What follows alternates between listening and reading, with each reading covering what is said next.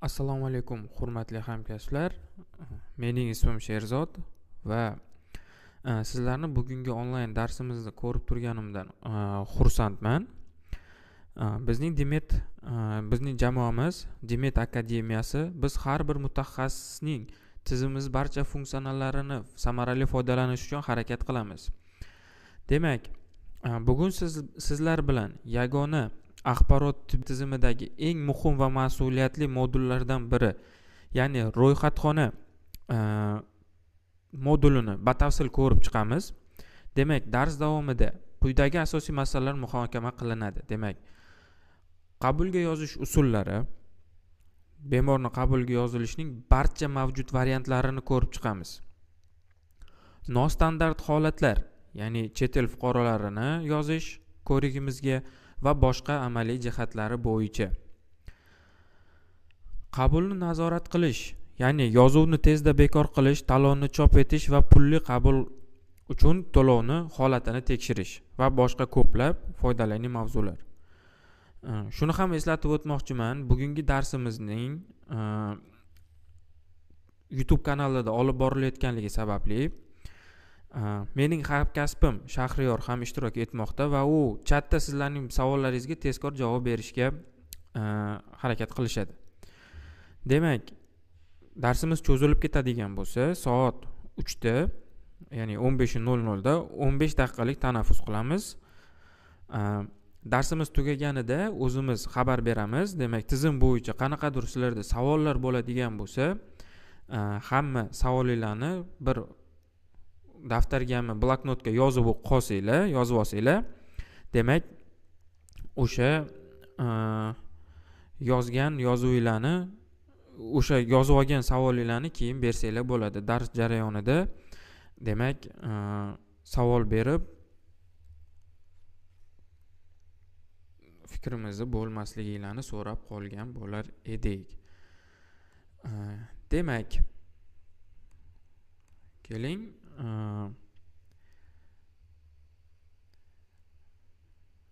ovozim hammaga eshitilayotgan bo'lsa, chatda plus belgisini qoldirishinglarni so'rab qolgan bo'lardik, chunki ko'pchilik ovoz yo'q deb yozyaptilar.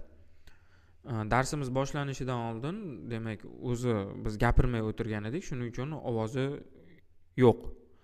Agar sizda ovoz uzilishi bo'layotgan bo'lsa, bu siz internetingizni tezligini tekshirishingizni so'rab qolgan bo'lardik. Bizda hech qanaqa uzilish yo'q.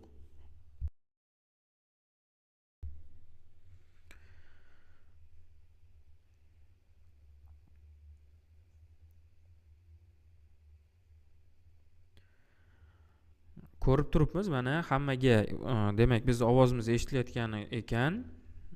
Demak, ro'yxatxona bo'yicha darsimizni boshlaymiz. Bugungi yana bir bor darsi boshlanishidan oldin eslatib o'taman. Savolinglar bo'lsa, chatimizga bemalol bersanglar bo'ladi. Chatimizda hamkasbim Shahriyor demak, sizlarga hamma savolinglarga javob berib turishadi.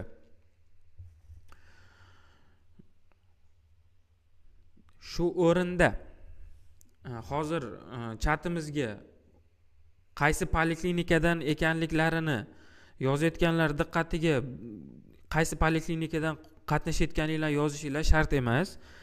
Demak, chatimizdan ko'proq savollar berishdan foydalanishingizni so'rab qolgan bo'lardik. Hamma qaysi poliklinikadan kelganini yozib chatimizni to'ldirsa, demak, hamkasbim Shahriyor qanaqadir muhim savollarni ko'rmay qolishlari mumkin.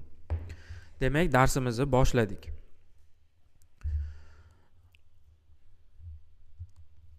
Demet tizimiga ro'yxatxona xodimi kirganida mana shunaqa ko'rinishda ega bo'ladi. Chap tomonda ro'yxat, demak, tugmalar ro'yxatimiz bor. Birinchi tugmamiz bu qabullar. Qabullar tugmasini ochganimizda bizda qo'shimcha 3 ta tugma ochiladi, ya'ni aktiv, bekor qilingan va qabullar taqvimi. Undan so'ng hujjatlar tugmasi ochiladi. Demak, hujjatlar tugmasida ko'proq shifokorlarimizga va amaliyotchi hamshiralarimizga kerak bo'ladi. Keyingisi bemorlar tugmasida mening bemorlarim va sharhlar, ya'ni o'sha shifokorlarimizga qo'yilgan demak ruschada aytadigan bo'lsak otzivlar, ya'ni o'sha sharhlarni ko'rishimiz mumkin. Keyingi knopkamiz bu kasalxona. Kasalxonada yana qo'shimcha ikkita knopkamiz bor: kasalxona va qabulxona bo'limi. Buyurtmalar tugmasida bemorlarimiz topshirgan analiz tahlillarning ro'yxati, sozlamalar tugmasida qanaqadir qo'shimchalar tugmalari bor. Shu tugmalardan har bittasini kirib, ko'rib, tushuntirib o'tib ketamiz. Keling, bemorimizni shifokorga yozilish jarayonidan boshlasak. Demak, bemorimiz qaysidir shifokoriga yozilmoqchi bo'lsalar, ro'yxatxona xodimiga murojaat qilganlarida qabullar aktiv tugmasiga kiradi ro'yxatxona xodimi. Qabullar aktiv tugmasida bizning bemorimizga qabulni yozish uchun o'ng tomonda yuqorida qabul yozuvini yaratish tugmasi mavjud. Qabulga yozuvni yaratish tugmasini bosamiz. Bosganimizdan so'ng qabulga yozish blankasi ochiladi. Bu blankaning yuqorida, demak, bemorni My ID orqali yozish, hujjat orqali yozish, ism, familiya, demak, ism sharifi orqali yozish va chet ellik fuqaro orqali yozish. Keling, hujjat orqali ko'rib chiqsak, bu tugmamizda bemorimizni har xil bemorni tasdiqlovchi, shaxsini tasdiqlovchi hujjatlar orqali ko'rikka yozishimiz mumkin. Ustiga bosganimizda har xil ro'yxat chiqadi. Bemalol o'sha ro'yxatdan qaysi ma'lumoti bo'lsa tanlab yozishimiz mumkin. Ism, familiyasi orqali ko'rikka yozishimiz mumkin. Keling, o'sha ism, familiyasi orqali ko'rib chiqamiz. Ism, familiyasi orqali ko'rib chiqishimiz uchun mana shu bemorni qidirish oynasidan bemorimizning ismini yozishimiz kerak bo'ladi yoki familiyasini. Yozganimizdan so'ng o'zimizga kerakli bo'lgan o'sha bemorlar ro'yxati chiqadi. O'sha ro'yxatdan o'zimizga kerakli bo'lgan bemorimizni topishimiz kerak bo'ladi. Mana shu oynada, demak, familiya, ismi sharifi orqali qidiruv oynasida bemorimizni qidirganimizda, demak, bemorimiz hech bo'lmaganda bir marta bo'lsa ham kasalxonamizga kelib shaxsini tasdiqlovchi hujjat orqali ro'yxatdan o'tgan bo'lishlari shart. Agar ro'yxatdan o'tmagan bo'lsa, ism, familiyasi orqali bemorimizni ko'rikka yozib bera olmaymiz. Shu narsani ko'proq e'tiborli bo'lishingizni so'rab qolgan bo'lardik. Demak, kerakli bemorni topganimizdan so'ng e'tibor bering, bemor haqida demak ma'lumotlarimiz bor. Shu o'rinda mana shu oynaning o'zida tegishli degan oynada bemorimizni kerakli poliklinikamizdagi brigadaga biriktirib olish imkoni ham mavjud. Demak, mana shu oynada, demak, tegishli deydi. Masalan, hududimizni tanladik, oilaviy shifokor, mana shu hududga tegishli oilaviy shifokorni tanladik va hozirgi kunda patronaj hamshirasini ham qo'shildi. O'sha patronaj hamshirasini ham mana shu bemorimizga tegishli patronaj hamshirasini tanlab biriktirish tugmasini bosish orqali biz bemorimizning shu oynaning ro'yxatxona oynasidan birdaniga, demak, fuqaroning o'zini brigadasiga biriktirish imkoni mavjud. Demak, biriktirish vaqtida shu hududni tanlaganimizda, oilaviy shifokorni tanlaganimizda, biriktirish vaqtida, masalan, hozir yana bemor poliklinikaga yiliga 2 martadan ko'p bo'lmagan holda biriktirishi mumkin va biriktirishlar orasida kami 3 oy vaqt o'tgan bo'lishi kerak. Ya'ni bemorimiz bizning poliklinikamizga murojaat qilganida, murojaat vaqtida bemorni brigadasiga biriktirmoqchi bo'lsak, deylik, boshqa poliklinikaga biriktirilgan bo'lsa, endi bizning poliklinikaga, demak, murojaat qilgan, bizga ko'chib kelgan bo'lsa, biriktirmoqchi bo'lsak, demak, bemorimiz biriktirish vaqtida, demak, 1 yil davomida bemorni 2 martagacha biriktirish imkoni mavjud. Birinchi va ikkinchi birikish orasida 3 oy vaqt o'tgan bo'lishi shart. agar 3 oy vaqt o'tmagan bo'lsa, birinchi ikkinchi birikish orasida, demak biriktirish imkoni mavjud emas. Demak, mana shu tariqa bemorimizni biriktirib olamiz. Bemorimizni kerakli hamma to'g'rilik ma'lumotlari to'g'ri bo'lganidan so'ng, to'g'riligini bilganimizdan so'ng, demak, xodim oynasidan o'zimizga kerakli shifokorga yozish imkoni mavjud. Demak, 3 xil uslub bo'yicha. Birinchi uslubimiz bu shifokorni xona bo'yicha qidirish. Masalan, shifokorimiz 10-xonada ishlasalar, 10-xonaga biriktirilgan bo'lsa, 10 raqamini bosganimizda 10-xonaga biriktirilgan hamma shifokorlarning ro'yxati chiqadi mana shu oynamizda. Ikkinchi uslubi bu mutaxassisligi bo'yicha, demak, shifokorimiz deylik, rentgenolog, UZI shifokori va hokazolar orqali ham topish imkoni bor. Masalan, 10-xona yozganimizda mana shu 10-xonaga biriktirilgan bemor shifokorlarimiz chiqadi, mana chiqdi. Demak, e'tibor berishimiz mumkin shifokorimizning ism familiyalari va xonasining raqamlari. Mana shu 10-xonaga mana shu shifokorlarimiz biriktirilgan ekan. Kerakli shifokorni ustiga tanlab, demak, vaqtga yozuvni yoqib, undan keyin sanamizni tanlab, sanamizni tanlaganimizdan so'ng shifokorimizning bo'sh talonini tanlashimiz kerak bo'ladi. Bo'sh talonini tanlaganimizdan so'nggina qabul qo'sh va talonni chop etish tugmasini bosamiz. Demak, bu yoqda mana e'tibor bering. Soat 2:10 da shifokorimiz uje vaqti o'tib ketib qoldilar yoki bo'lmasa mana shu vaqtga boshqa bemorimiz yozilgan.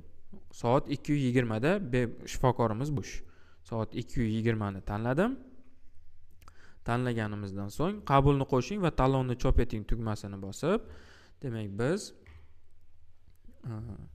shifokorimizga bemorimizni yo'llaymiz va shu oynaning o'zidan bemorga talonlarini chop etib beramiz. Chop etish o'sha har bir ro'yxatxonada termoprinter qo'yilgan bo'lishi mumkin. Qo'yilgan bo'lishi kerak. O'sha termoprinter orqali, demak, chop etib olinadi. Hozir internetimizda ozgina uzilishlar yuzaga kelmoqda. O'shani sababli ozgina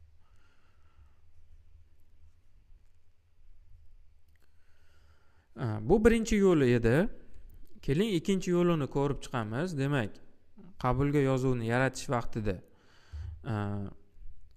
oynasi ochildi, chop etish tugmasini bosib, demak, biz birato'la bemorimizga chiqarib berishimiz mumkin talonlarini. Chop etish tugmasi orqali. Mana shunaqa oynamiz ochiladi. Demak, printerimizni tanlaganimizda talonimizning tashqi ko'rinishi mana shunaqa bo'ladi. Demak, qabul vaqti bemorning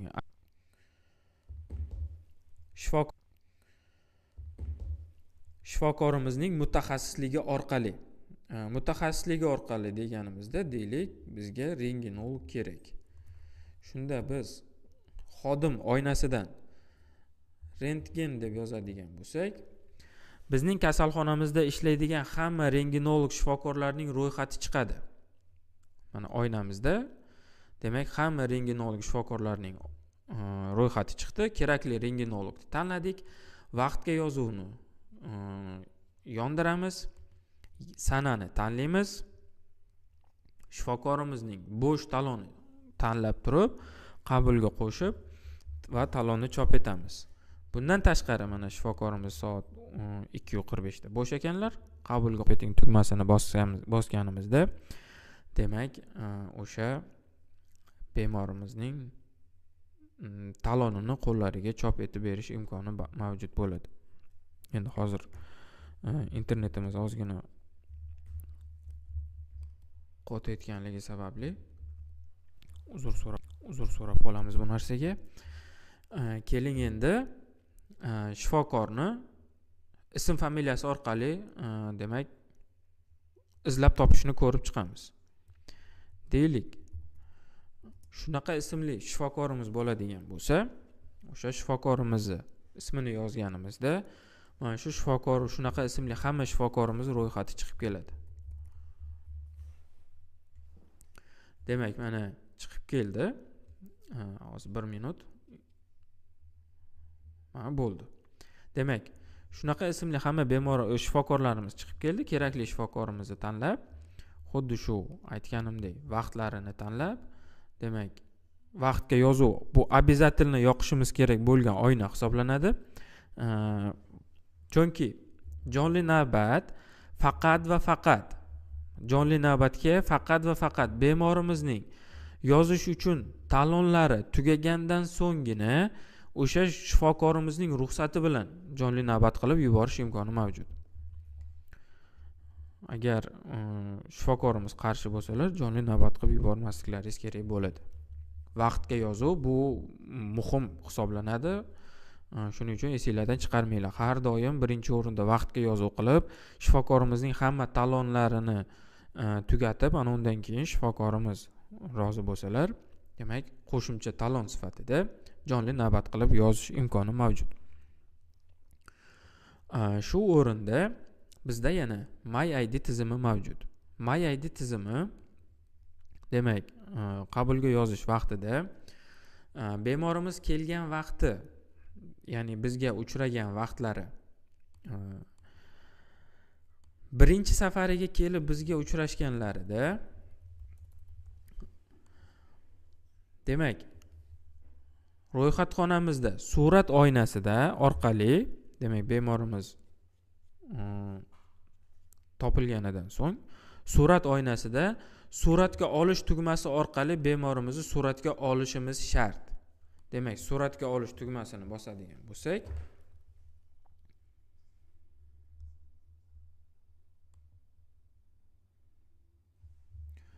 shu tariqa biz, demak, bemorimizni suratga olamiz.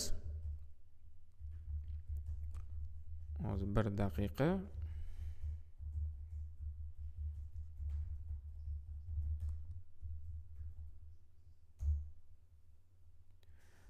Suratga olganimizdan so'ng bemorimiz keyingi safar kasalxonamizga murojaat qilganlarida bemalol o'sha deylik shaxsni tasdiqlovchi hujjatlari bo'lmasa, bundan oldingi ko'rik vaqtida men kelib suratga tushib ketganman deydigan bo'lsa bemorimiz, demak, MyID tizimi orqali bemorni suratga olish tugmasi orqali, demak, suratga oladigan bo'lsak, bemorimizning pasport ma'lumotlarini avtomatik tarzda topib beradi tizimimiz. Kerakli xodimga, demak, o'zimizga kerakli bo'lgan xodimni tanlab turib, bemalol yo'llanma berish imkoni mavjud. Demak, MyID tizimidan shunaqa qilib foydalanamiz. Ya'ni bemorimiz kasalxonaga murojaat qilganida birinchi safariga ro'yxatxona hamshirasi bemorimizni suratga olishlari shart. Bundan keyingi murojaatlarida bemalol shaxsini tasdiqlovchi hujjatlari siz kelib MyID tizimi orqali bemorimizni topib, kerakli shifokorga yoki amaliyotchi hamshiraga yo'llanma berishimiz imkoni mavjud. Demak, sizlar bilan bu oynani ko'rib chiqdik, ism familiyasi orqali ko'rib chiqdik. Keling endi chet el fuqarosini ko'rib chiqamiz. Demak, chet el fuqarosini ko'rib chiqishimiz uchun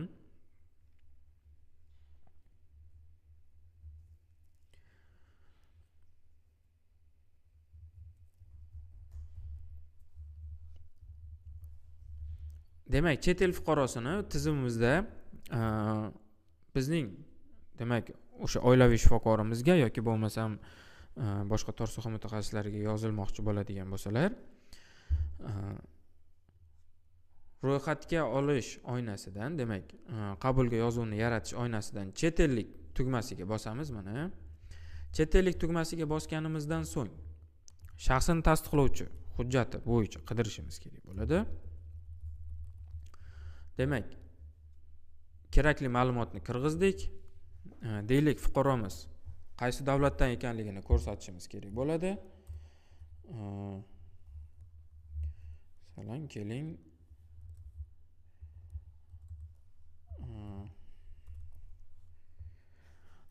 bemorimiz Rossiya davlat fuqarosi bo'lsa, yo'q. Keling, Tojikiston Respublikasi fuqarosi bo'lishi mumkin, chunki ko'p holatlarda o'sha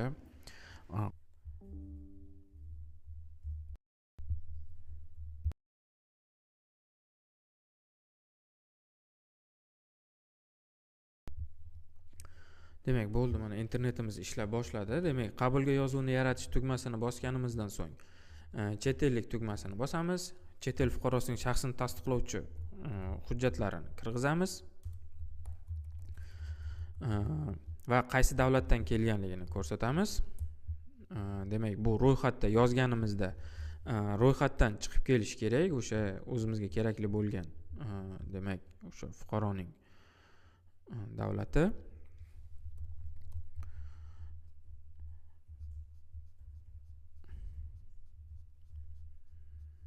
Bir daqiqa e'tibor berishingiz mumkin. Mana demak, qidiruv vaqtida o'sha chiqib keldi. Ro'yxatdan chiqqanidan so'ng topish tugmasini bosamiz. Topish tugmasini bosganimizda demak, agar mana shu chet el fuqarosi bundan oldin bizning tizimimizda ro'yxatdan o'tgan bo'lsa, xuddi mana shu tartibda bu fuqaromiz demak bemor topilmaganligi haqida ma'lumot chiqib keladi. Mana e'tibor berishingiz mumkin. Bemor topilmadi, iltimos bemorni ro'yxatdan o'tkazing degan sizga demak ma'lumot beradi. O'shandan so'ng ro'yxatdan o'tish tugmasini bosib, demak bemorning ma'lumotlarini kirgizib, shu tariqa mana qizil yulduzcha bilan ko'rsatilgan oynalarimiz bu majburiy oyna hisoblanadi. Har bitta oynani to'ldirishimiz kerak. Keling, mana shunaqa bo'lsin. Shunaqa ko'rsatdik. Va bu ma'lumotlarini ham to'ldirib o'tishimiz kerak bo'ladi.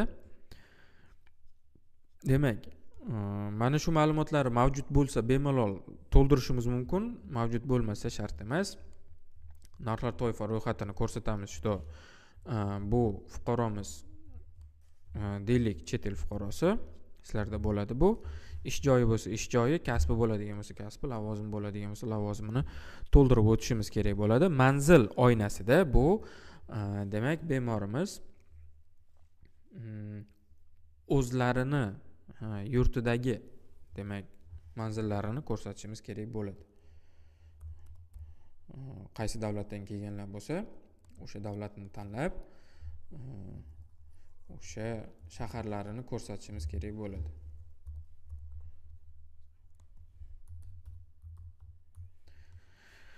Mana shunaqa qilib, bundan so'ng O'zbekiston Respublikasidagi hozirgi kundagi qayerda turgan bo'lsa o'sha manzilini ko'rsatishimiz kerak bo'ladi. Mana shu tariqa deylik. Demak, bemorimizning aloqa ma'lumotlarini kirgizamiz va bemor qo'shish tugmasi orqali biz chet el fuqarosini demak DIMET tizimiga ro'yxatdan o'tkazamiz. Hozir xuddi mana shu raqam bo'yicha biz bemorimizni ro'yxatdan o'tkazdik va e'tibor bersangiz, bemor topilmadini o'rniga hozir topish tugmasini bosganimizda bemorimiz haqida ma'lumotlar chiqishi kerak. Mana bemorimiz haqida ma'lumotlar chiqdi.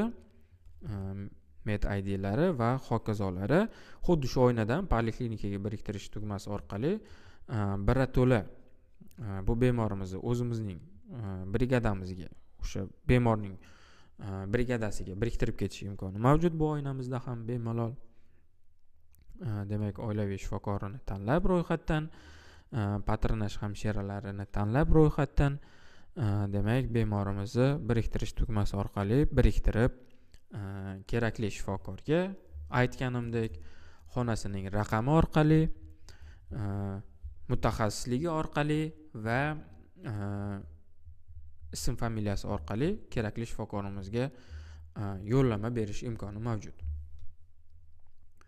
Shu o'rinda mana ko'rib chiqdik, qabul aktiv tugmasi orqali, qabul yozuv yaratish tugmasi orqali biz bemorlarimizni demak hozirgi kundagi tartib bo'yicha ro'yxatxona birinchi o'rinda bemorni amaliyotchi hamshiraga, amaliyotchi hamshira oilaviy shifokorga, oilaviy shifokor keyin tor soha mutaxassislariga yuborishga huquqiga ega. Bu masala bo'yicha mana biz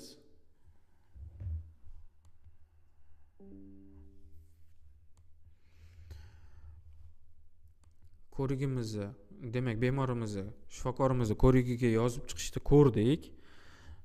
Ro'yxatxona xato qilib boshqa bemorni, demak bemorimizni boshqa xodimga yuborib qolgan taqdirda bo'lib, demak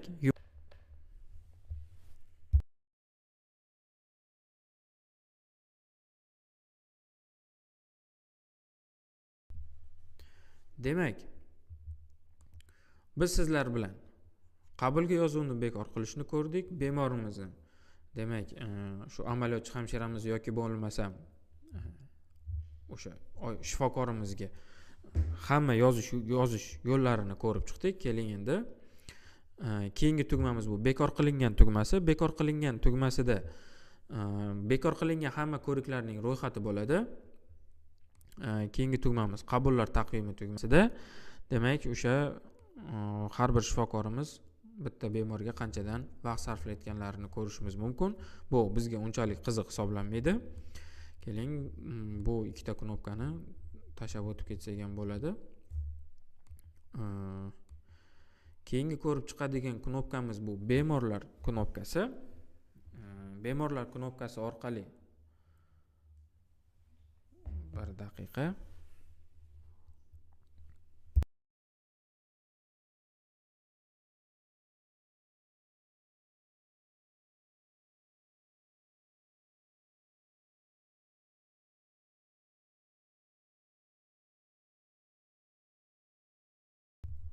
Demak, bugungi translyatsiyamizni videosi kanalimizda saqlanib qolinadi. Demak, bu kanalga shunday to'g'ridan-to'g'ri kirganingiz bilan bu videoni demak ko'rish imkoni mavjud bo'lmaydi. Demak, biz o'sha tashlagan silka orqali kirib bemalol bugungi darsligimizni ko'rishingiz mumkin bo'ladi. Bu deylik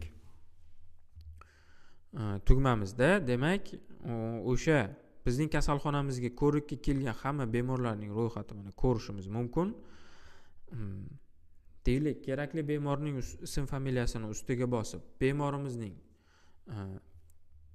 profiliga o'tishimiz imkoni mavjud. Demak, bu oynadan nima funksiyalardan foydalanishimiz imkoni mavjud. Demak, birinchi o'rinda ma'lumotlarni yangilash tugmasi orqali, mana e'tibor bering, ma'lumotlarni yangilash tugmasi orqali biz bemorimizning shaxsiy hujjatlarida qanaqadir o'zgarish bo'ladigan bo'lsa, tizimimizdagi bemorning profiliga o'sha o'zgarishlar yangilanishi uchun ma'lumotlarni yangilash tugmasidan foydalanamiz. Ya'ni qanaqa holatlarda bemorimizning shaxsini tasdiqlovchi hujjati, deylik, yaroqlilik muddati tugab yangi olgan bo'lgan holatda ma'lumotni yangilashga to'g'ri keladi, chunki bizning tizimimizda eski ma'lumotlari saqlangan turadi. Ikkinchi holatlar bo'lishi mumkin. Demak, qizlar turmushga chiqqanidan so'ng erining familiyasi o'zgarganligi sababli ma'lumotlarni yangilash tugmasi orqali tizimdagi bemorning profilida ham familiyasini o'zgartirishimiz kerak bo'ladi va buni hammasi ma'lumotlarni yangilash tugmasi orqali qilinadi. Keyingi knopkamiz bu hujjatlarni biriktirish. Hujjatlarni biriktirish, agar biz kasalxonamizga bemorimiz hujjatsiz kelib murojaat qilgan bo'lsa va biz bemorimizni hujjatsiz bemor qilib yaratib ko'rikka yozgan bo'lsak, o'sha bemorimizning profillarini ochib, demak, hujjatni biriktirish tugmasi orqali shaxsini tasdiqlovchi hujjatini qaysi keyingi safar kelganlarida qaysi hujjatini bergan bo'lsa o'sha hujjati orqali, demak hujjatini kirgizib ma'lumotlarni tekshirish tugmasini bosadigan bo'lsak, bu yoqda bemor haqida ma'lumotlar chiqadi va xuddi mana shu oynaning o'zida ma'lumotlarni biriktirish tugmasi ochiladi. O'sha biriktirish tugmasi orqali biz mana shu hujjatsiz keldi deb yaratgan bemorimizning kasallik elektron med kartasiga shaxsni tasdiqlovchi hujjatini biriktirish imkoni mavjud. Faqat bundan oldin bemorimiz pasport ma'lumotlari orqali kasalxonaga murojaat qilmagan bo'lishi kerak. Agar murojaat qilgan bo'lsa, hujjat biriktirish tugmasi orqali biz biriktira olmaymiz. Demak, keyingi tugmamiz bu tahrirlash tugmasi. Bemorimizning ma'lumotlarini kirgizishimiz mumkin har xil. E'tibor bersanglar, o'zi mana shu tizimda ko'rsatib qo'yilgan nima ma'lumotlar kirgizishimiz mumkinligi. Hamma ma'lumotlarini kirgizib bo'lganimizdan so'ng saqlash tugmasi orqali biz bemorimizning profiliga kirgizgan o'zgartirishlarimizni saqlab qolish imkoni mavjud. Shu tariqa biz demak bemorning profilidan foydalanish imkoni mavjud. Shu o'rinda hozir sizlar bilan gaplashganimiz, demak bemorimiz kasalxonaga hujjatsiz murojaat qilganlarida, demak hujjatsiz bemorni qanaqa qilib ko'rikka yozaman degan savol tug'ilib qolishi mumkin. Shunaqa holatlarda xuddi shu bemorlar knopkasining ichidagi mening bemorlarim knopkasidan o'ng tomonda yuqorida bemor qo'shish tugmasi orqali ochilgan oynadan hujjatsiz tugmasini bosib, demak hujjatsiz bemorlarimizni ro'yxatdan o'tkazishimiz mumkin. Masalan, mana shunaqa deb nomladik. E'tibor berib qarab tursanglar. Demak, bu yoqda ham qizil bilan yulduzcha bilan ko'rsatilgan oynalar muhim hisoblanadi. Tibbiy karta raqamiga teginmaymiz, tizimimiz tomonidan avtomatik beriladi. Demak, manzilni kirgizamiz.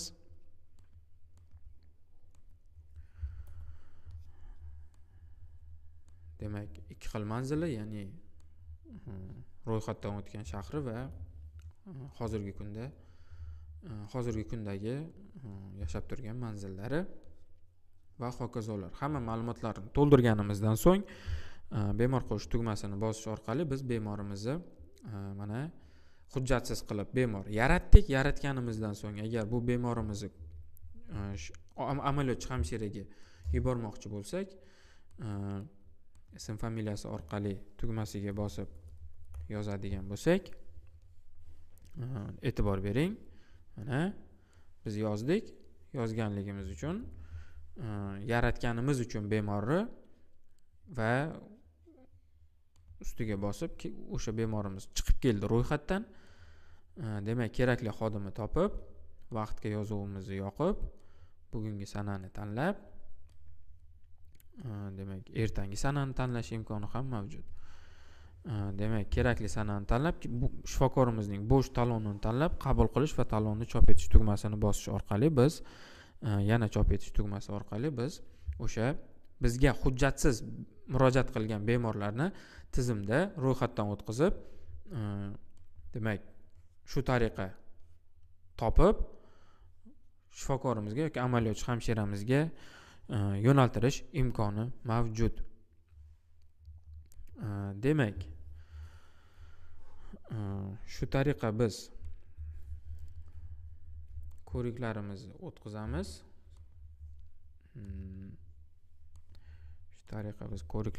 o'tkazamiz. Keyingi ko'rib chiqadigan knopkamiz bu sharhlar knopkasi. Demak, sharhlar knopkasida bemorlarimiz tomonidan xabarlar bo'lsa, hozirgi kunda bemorlarimiz uchun demak Demet ilovasi mavjud. Demet ilovasini olib, har bir bemorimiz bemalol o'sha qaysidir shifokorga, amaliyotchi hamshiraga kirib ko'rigidan o'tganidan so'ng bemalol baholashlari mumkin. Har bitta shifokorimizni shu yoqda o'sha mutaxassislarimiz haqida ma'lumotlar saqlanadi. Demak, bemor qaysi bemor? Demak, e'tibor berishimiz mumkin. Sharhlaganlar mana shu shifokorimizni. Bundan tashqari, demak, bemorlar tugmasida o'sha ikkita knopkamizni ham tugmalarimizni ko'rib chiqdik. Keyingi knopkamiz bu kasalxona va qabulxona bo'limi. Bu tugmalardan kasalxonaning qabulxona bo'limi foydalaniladi. Demak, bu o'sha qabulxona dars jadvalini ko'rgan bo'lsanglar, qabulxona uchun alohida darsimiz qo'yilgan. O'sha kuni qabulxona qabulxona hamshiralariga o'tib ko'rsatib tushuntirib beramiz. Demak, oilaviy poliklinika va statsionar shifoxonalarning ro'yxatxonalari, ya'ni dispanser uchun ro'yxatxonalari uchun bu tugma kerak bo'lmaydi. Keyingi tugmamiz buyurtmalar. Buyurtmalar tugmasida bemorimiz topshirgan analizlarning javobini chop etib bemorimizga berishimiz mumkin. Hozir 1 daqiqa. Demak, e'tibor bersangiz, bu ro'yxatimizda bemorimiz haqida ma'lumotlar bor.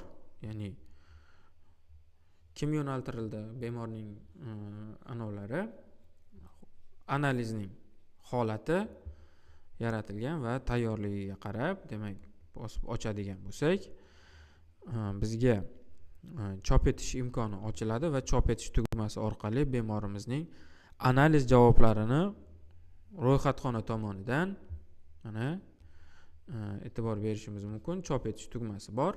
Chop etish tugmasini bosish orqali biz bemorimizning analiz javoblarini bemalol bemorimizga chop etib berish imkoni mavjud. Mana ko'rishinglar mumkin. Mana shunaqa ko'rinishda bo'ladi. Keyingi knopkamiz bu sozlanmalar va qo'shimchalar tugmasida. Demak, bizning tashkilotimizning turi, tashkilotimiz haqida ma'lumotlar mavjud bo'ladi. Bu ham ro'yxatxonaga uncha kerakli ma'lumot hisoblanmaydi. Tashkilot turi, demak, tashkilotimizni demak, oilaviy poliklinikalarimizni tipi bor, birinchi va ikkinchi tip. Tashkilotlar, ya'ni qancha lavozimlari va hokazolar haqida ma'lumot saqlanadi. Bu unchalik muhim ma'lumot hisoblanmaydi. Imенно o'sha ro'yxatxona hamshiralariga. Demak, asosan mana shu funksiyalarimizdan foydalanishadi ro'yxatxonamiz. Bu bepul xizmat ko'rsatuvchi oilaviy shifoxonalardagi hamshiralarimizni xizmat ko'rsatish funksionali edi. Keling, sizlar bilan endi biz pulli xizmat ko'rsatuvchi kasalxonalardagi deylik respublika markazlarining yoki bo'lmasam statsionar shifoxonalarning dispanser, ya'ni o'sha poliklinika qismida ishlovchi, ya'ni deylik pulli xizmat ko'rsatuvchi kasalxonalarda ozgina boshqacha funksionallari mavjud. Hozir biz sizlar bilan o'sha funksionalni ko'rib chiqamiz. Ozgina sabr qilib tursanglar.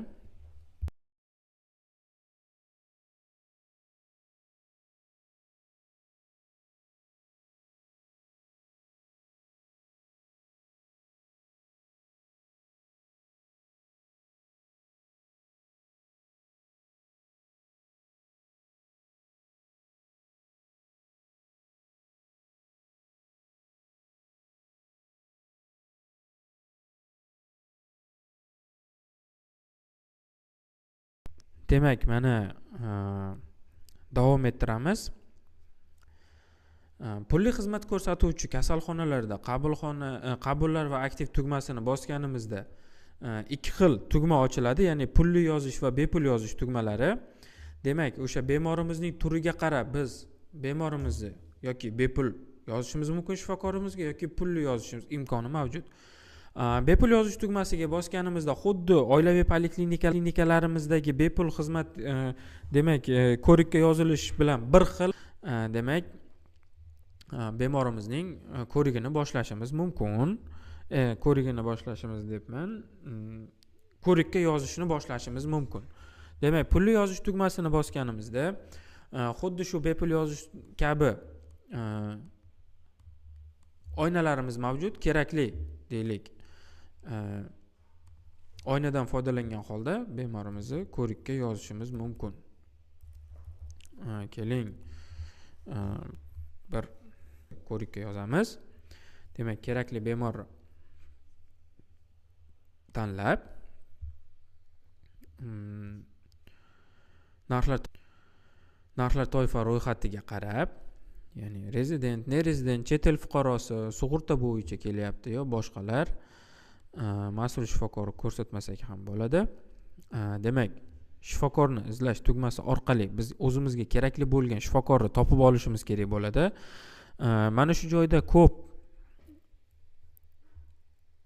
pulli kasalxonalardagi medsestralarimiz, ya'ni ro'yxatxona hamshiralarimiz shunaqa xatolikka yo'l qo'yishadi. Birinchi o'rinda ular demak xizmatning kategoriyasini tanlab, ochilgan kategoriyadan kerakli xizmatni tanlab, deylik, xizmatni tanladilar-u, kategoriyalarini tanlab, xizmatlarini tanlab, demak, qabulni yozuv yaratish tugmasini bosib, qabulga yozdirish tugmasini bosganlarida xuddi mana shu xizmatimizga biriktirilgan 10 ta shifokor bo'lsa, tizimimiz o'sha 10 ta shifokordan bittasini tanlab yuboradi. Bu randomda sodir bo'ladi. Shuning uchun har doim birinchi o'rinda o'zingizlarga kerakli shifokorni izlash tugmasi orqali, ism familiyasi orqali topib olishinglar kerak bo'ladi.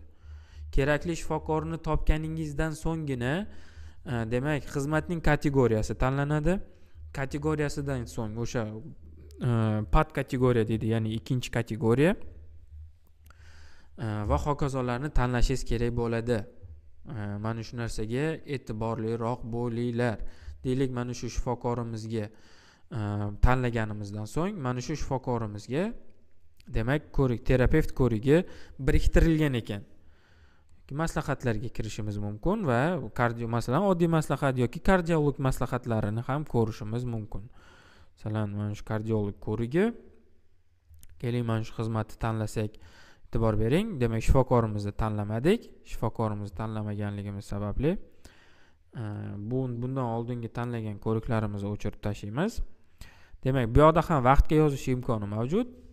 Vaqtga yozuvini tanlab, bugungi sanani tanlab, demak, o'sha shifokorimizning bo'sh vaqtlarini tanlang degan oynadan topib olishimiz mumkin yoki bo'lmasam shu jonli navbatda yozishimiz mumkin. Qabulni yaratish tugmasini bosib, demak, va qabulga yozdirish tugmasini bosib biz bemorimizni kassaga yuborishimiz kerak bo'ladi. Chop etish tugmasini bosadigan bo'lsak, mana shunaqa ko'rinishda bizning talonimiz chiqib keladi. Ya'ni bemor haqida ma'lumot, qancha pul to'lanishi kerak haqida ma'lumot, shifokorning ism familiyasi va shifokorning xona raqami va Dimet ilovasini yuklab olish uchun QR kod shaklida. Chop etganimizdan so'ng oynamiz o'zi avtomatik tarzda yopiladi va e'tibor berishimiz mumkin. Mana birinchida turibdi o'sha bemorimiz. Demak, sichqonchamizni kursorini olib kelib oynamizni o'ng tomonga surganimizda to'lov holatini ko'rishimiz ham mumkin. Demak, kassaga yubordik, bemorimiz hali demak navbatda turibdilar, hali to'lanmagan. Mana shuni ko'rishimiz mumkin. Demak, bemorimiz shu ko'rikka pullarini to'laganlaridan so'ng to'lanmagan so'zdan holati to'langanga o'zgaradi yoki bo'lmasam deylik 5 xil xizmatga yuboradigan bo'lsak, 5 tadan 3 tasini to'lab, 2 tasini demak hali to'lamagan bo'lsa, qisman to'langan degan anonga o'zgaradi. Holatiga o'zgaradi. Mana shu tariqa biz bemorimizni pulli xizmatga yuborishimiz mumkin. Agar shu bemorimizga tanlagan shifokorimiz noto'g'ri tanlangan bo'lsa yoki aytganimdek shifokorni tanlamasdan xizmatni o'zini tanlab yuboradigan bo'lsak, lekin kardiolog ko'rigi bizda 5 ta kardiolog bo'lsa-da, bemorimiz aytsa, "Men shu, demak, ko'rigimni o'zgartirib ber" deydigan bo'lsa, shu joyning o'zida hisob faktura raqamiga bosib, demak, bizda yangi kassa tizimiga o'tishini ko'rishimiz mumkin. Hozir bir daqiqa. Internetimiz qotayotganligi sababli shunaqa muammolar. Keling, kassani o'zidan ko'ramiz. Hisob fakturalarga kiradigan bo'lsak, o'sha yuborgan ko'rigimiz, demak, bugungi sanani tanlab, mana yuborgan ko'rigimiz, e'tibor berishinglar mumkin. Ko'rish tugmasini bosadigan bo'lsak,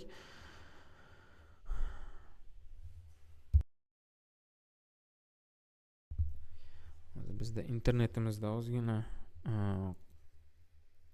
qotishlar yuzaga kelmoqda. O'shani hisobiga ham bizda ochilmayapti. Shu o'rinda bizning tizimimizda yuborgan shifokorimiz xato bo'ladigan bo'lsa, o'zgartirish imkoni faqat va faqat yangi kassa tizimi o'rnatilgan bo'lsagina biz yuborgan shifokorimizni o'zgartirishimiz mumkin boshqa shifokorga. Agar Demet tizimida xabaringlar bor, 2 xil kassamiz mavjud. Birinchi kassamiz bu eski kassa tizimi hisoblanadi va tashqi ko'rinish mana shu holatda bo'ladi. Hozirgi ko'rib turganingiz holatda. Bundan tashqari bizning yangi kassamiz ham mavjud. Yangi kassamizda, demak, bemalol ko'rib foydalanishimiz mumkin. Hozir bizda shu internetimizda bo'layotgan uzilishlar sababli kira olmayapman. Bundan keyingi darslarimizda albatta ko'rib o'tib ketamiz. Mana shu tariqa biz, demak, bemorlarimizni ko'riklarga yozishimiz mumkin. Demak, o'sha bugungi mavzularimiz bo'yicha sizlar bilan ko'rib chiqqan. Hozir savol javoblarimiz boshlanadi. Demak,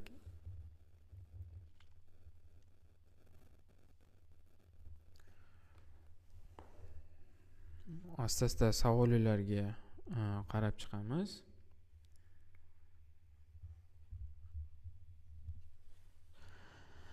Agar sizlarda qotayotgan bo'lsa, o'sha darsimiz oxirida darsimizni zapisi qoladi, zapisida qotmaydi, bemalol ko'rsanglar bo'ladi. Oilaviy poliklinikada demak, ro'yxatxona hamshira faoliyat yuritadi.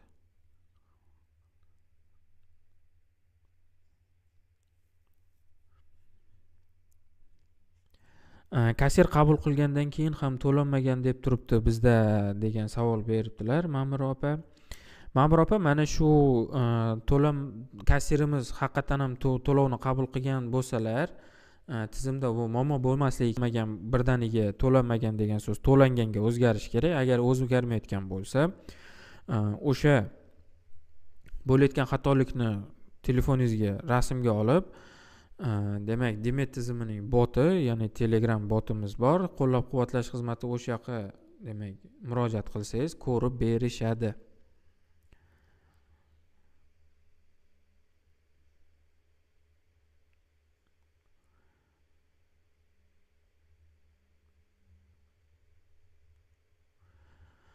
Demet tizimida ishlayapmiz. Ish davomida oxirigacha registratura bo'limi ish olib boradimi? Albatta, registratura, ya'ni ro'yxatxonamiz har doim, demak, ish olib borgan. Demet tizimida ham haqiqatan ham pulli xizmat yo'q. Hozirgi ko'rsatgan pulli xizmatga yozish funksionalim bu faqat va faqat pulli xizmat ko'rsatadigan, demak, respublika ro'yxatxona hamshiralariga yoki bo'lmasam viloyat shifoxonalari, statsionar shifoxonalarda xabaringlar bo'lsa, pulli xizmatlar mavjud va o'sha pulli xizmatlarni ko'rsatish uchun mana shunaqa Ro'yxatxonadan analiz uchun laboratoriya vrachiga uzatsa bo'ladimi yoki shifokor yuboradimi? Ro'yxatxona hamshiralari demak shifokor degan diplomlari mavjud bo'lmaganligi sababli, umuman shifokor degan diplomi mavjud bo'lmagan har qanday xodim bemorni analiz yuborishga haqlari yo'q. Pulli xizmat bizga chiqmagan. Agar oilaviy poliklinika bo'lsa, sizda pulli xizmat bo'lmaydi. Agar pulli xizmat ko'rsatadigan muassasa bo'lsa, sizda pulli xizmatlar mavjud bo'lmasa, demak IT xodimingiz direktor akkauntidan yoki buxgalterlar o'zlarining akkauntidan hamma pulli xizmatlarni qo'shishlari shart bo'ladi.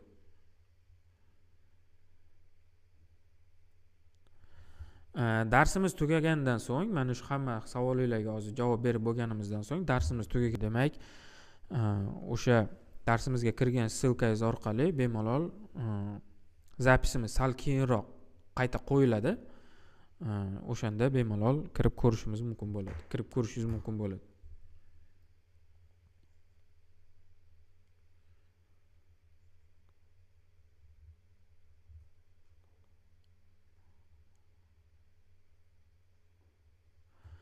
Dori darmon bo'yicha o'sha Dmed News Telegram kanaliga a'zo bo'lishinglarni so'rab qolgan bo'lardim. O'sha Dmed News kanaliga kirsanglar, har bitta xodim bo'yicha bizga kunlarimiz bo'lingan. Demak, katta hamshira uchun, o'sha bo'lim hamshiralari uchun har bir kun uchun o'zimizning darsliklarimiz bor. O'sha kunida o'rgatiladi. Hozir emas. Bugungi kunimiz faqat va faqat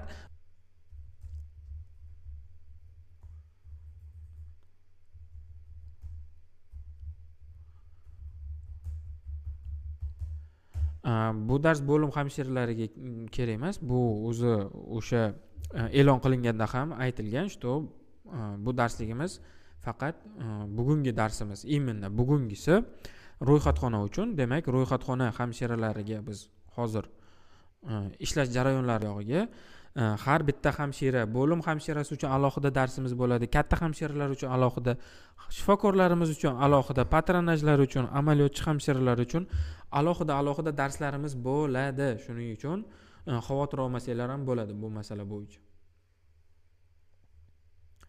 Oilaviy shifokor yoki patronaj hamshira tug'ruq ta'tiliga ketsa, mehnat ta'tiliga chiqqanda o'rniga boshqa xodim biriktirish qanday amalga oshiriladi?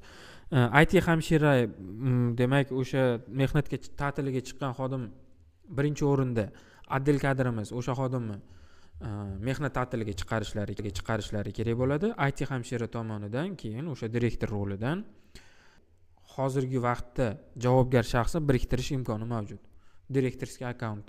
Direktor akkauntidan orqali foydalangan holatda. Buyurtmalar bo'limini qayta tushuntiring debdi. Demak, hozir 1 daqiqa biz qaytadigan bo'lsak, agar bemorimizga o'sha deylik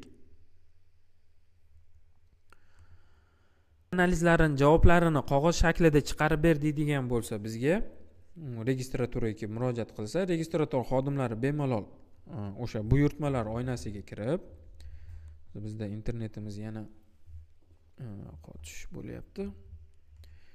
1 daqiqa. Demak, bemalol buyurtmalar oynasiga kirib chop etib berishlari mumkin o'sha analiz javoblarini. Qabulxonaga ham alohida dars bo'ladimi? Qabulxona uchun alohida dars bo'ladi.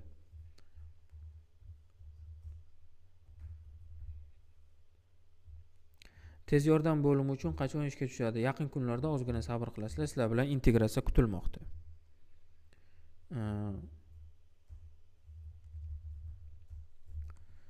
Demak, mana tizimimizga kirganimizda, buyurtmalar oynasiga kirganimizda, buyurtmalar oynasida demak, mana shu kasalxonamizda analizlarning ro'yxati chiqadi.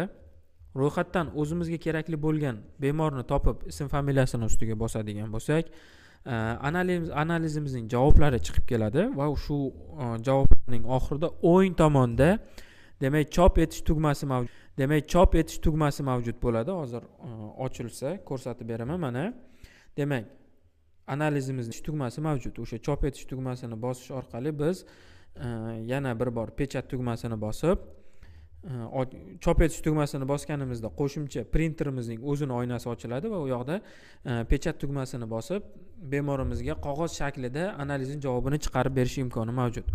O'ylaymanki, savolingizga javob berdim.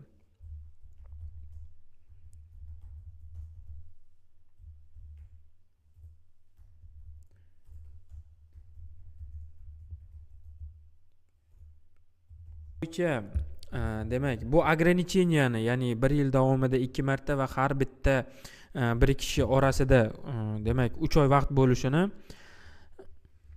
biz o'ylab topganimiz yo'q. Bu narsani Sog'liqni saqlash vazirligi demak shunaqa ограниченияларni qo'yib berdi. Buning sababi amaliyotchi hamshiralar o'tirib olib bir-biringlardan o'g'irladinglar. Hamma yoqqa demak shikoyat qilib chiqdinglar, o'g'irlayapti deb. Sog'liqni saqlash vazirligi mana shunaqa sizlarni o'g'irlikli demak bitta brigadadan boshqa brigadaga o'g'irlikni oldini olish uchun shunaqa ограничениялар qo'yib qo'ydi. Agar o'sha patronaj rejasini rejalashtira olmayotgan bo'lsangiz, patronaj hamshirasi bemorning uyiga borib, bemorning Dimet ilovasi orqali o'zlari biriktirishi mumkin. Uni hech qanaqa ограничение mavjud emas.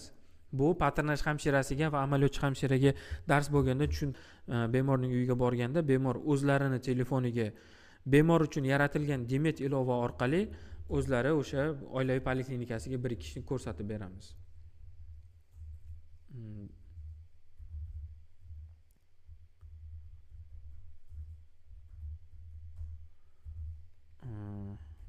Hozir bir daqiqa.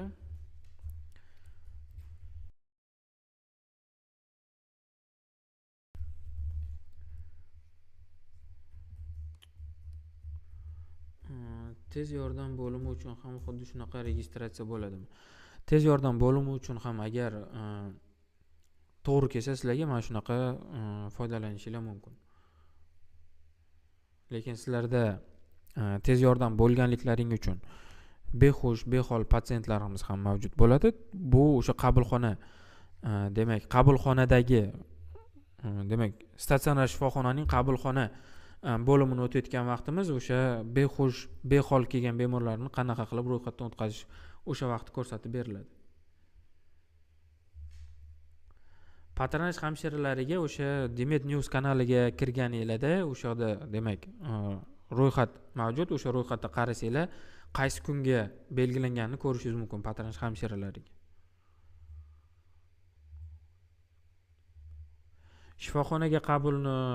Shifoxonaga bemor qabulini ham o'rgatasizmi? Shifoxonaga o'sha qabulxona funksionalini ko'rsatganimizda ko'rsatib beramiz.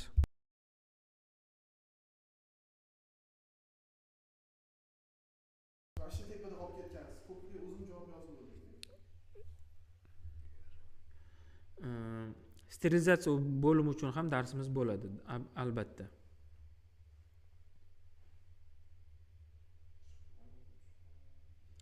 Sterilizatsiya bo'limi uchun ham ko'rsating deb so'rabdilar. Sterilizatsiya uchun alohida darsimiz bo'ladi. Sterilizatsiya hamshiralari uchun. Uni ham ko'rsatib beramiz, muammosi yo'q.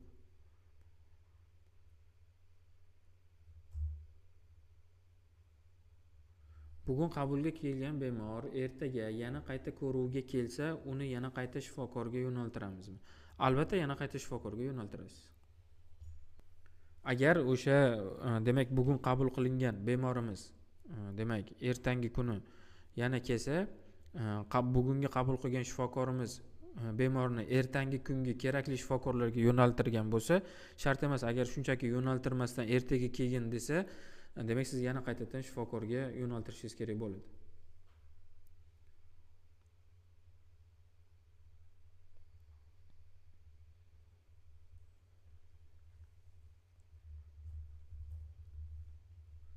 Ambulatorniy shifoxonaga, qabul bo'limiga kasal kelib, yotmay birinchi yordam olib keyin ketsa, unga dori chiqaruv tartibi qanday bo'ladi? O'sha qabulxonaga, shifoxonaga tegishli bo'lgan funksionalli darsida ko'rsatamiz. demet bo'yicha o'quv qo'llanmalarini mana yuqorida ssilka biz biriktirganmiz. O'sha ssilka orqali demet bo'yicha hamma o'quv qo'llanmalarini ko'rib foydalanishingiz mumkin.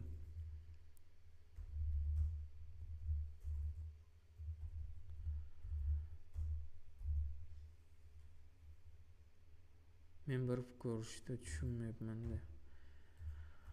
Bu video darsligimiz tizimimizda saqlanib qoladi va yuqoridagi aytgan ssilkamiz orqali kirib demet bo'yicha o'quv materiallaridan ham foydalangan holda o'zbek tilida hammasi tushuntirilgan, qayta o'qib tushunib olishingiz mumkin. Anketalar qachon yo'q bo'lib ketadi degan savol berishdi. Qarang, anketalar yo'q bo'lib ketishiga ko'proq o'sha tibbiyot muassasasining xodimlariga bog'liq, ya'ni bu o'zingizlarga bog'liq.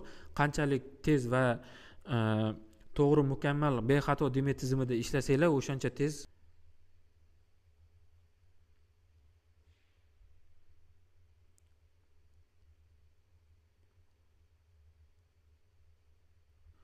ambulator kartalarni registratura xodimi yo'qoladimi? Savolingizga tushunmadim. Agar registratura xodimlarini hozirgi qo'lidagi ambulator qog'oz variantidagi kartalar haqida bekor bo'lishi haqida savol bermoqchi bo'lgan bo'lsangiz, ha, albatta, hamma hozirgi kundagi qog'oz shaklidagi ambulator kartalar demak arxivga topshiriladi va hammasi elektron shaklga o'zgartiriladi.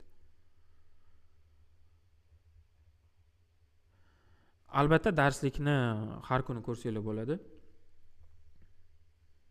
Kanalimizda joylashgan bo'ladi. Boshqa joy aholini tortib olmaslik yo'lini ayting. Tortib olmaslikning bitta yo'li bor, faqat o'zingiz aholingizga, o'zingizga tegishli bo'lgan bemorlarni, demak, o'zingiz brigadangizga biriktiring. Boshqa yo'lini ko'rmayman, to'g'risi. Qanaqa qilib siz o'zingiz bilasiz-ku, o'zingiz brigadangizga biriktirilgan aholilar haqida ma'lumotlarni.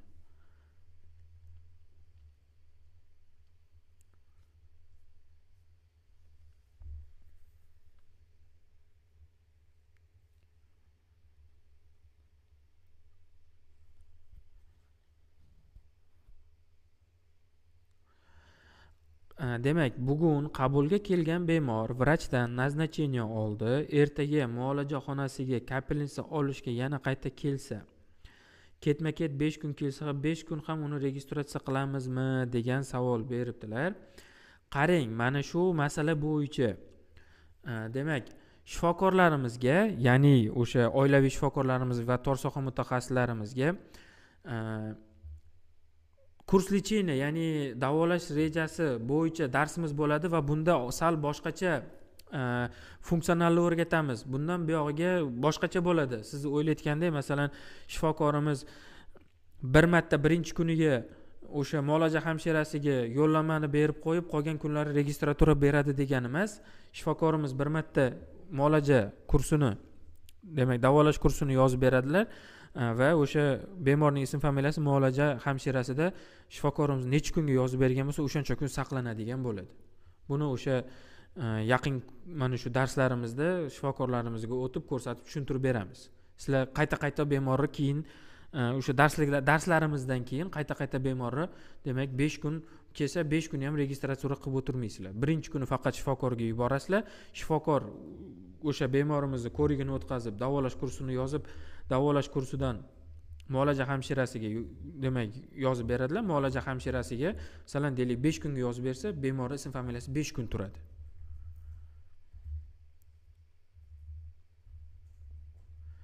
Ro'yxatxonachilar bo'shatiladimi unda anketa bo'lmasa? Yo'q, nega bo'shatiladi ro'yxatxonachilar? Anketa onlayn elektron shaklga kelgandan so'ng ro'yxatxona hamshiralari o'sha bemorning anketalarini elektron shaklga yurg'izadilar.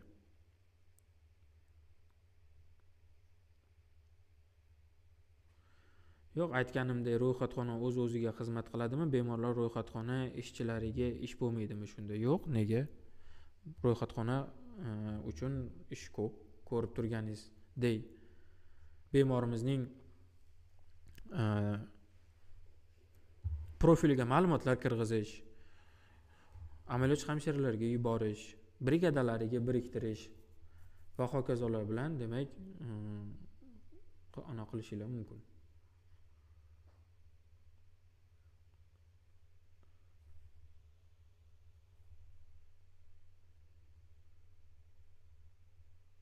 biriktirilgan ahvolni ham tortib olishadi.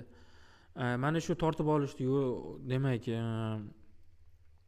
tortib olishni demak sizlardan tortib olishni yo'l oldini olish uchun shunaqa ограничение qo'yildi. Agar tortib olayotgan bo'lsa, o'sha bemalol bemorning profiliga kirib, oxirgi tortib olgan muassasani, brigadasini ko'rishingiz mumkin va o'sha demak Sog'liqni saqlash vazirligiga demak murojaat qilishingiz mumkin. Mana shu mening bemorim, mana shu oilaviy poliklinika mendan o'g'irlab oldi qilib.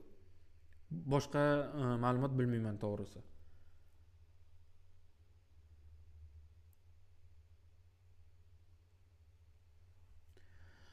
Qarang, bemor uyidan turib navbatga olsa deyapsiz, shifoxona qabuliga, shunda ro'yxatxonadan o'tmaydimi? Bemor onlayn shifokorning ro'yxatidan o'tadigan bo'lsa, shifokorga ro'yxatdan, lekin hozircha amaliyotchi hamshirani ko'rigidan o'ta olmaydi baribir. Faqat shifokor o'ziga yozilishi imkoni mavjud. Xabaringlar bor. Birinchi o'sha shifokorga kirishdan oldin bemorimiz birinchi amaliyotchi hamshiraga kirish kerak bo'ladi. O'sha oilaviy shifokorga kirishidan oldin birinchi amaliyotchiga kirish kerak bo'ladi. O'shaning uchun baribir siz bemorimizni amaliyotchi hamshiraga yo'naltirishingiz kerak bo'ladi.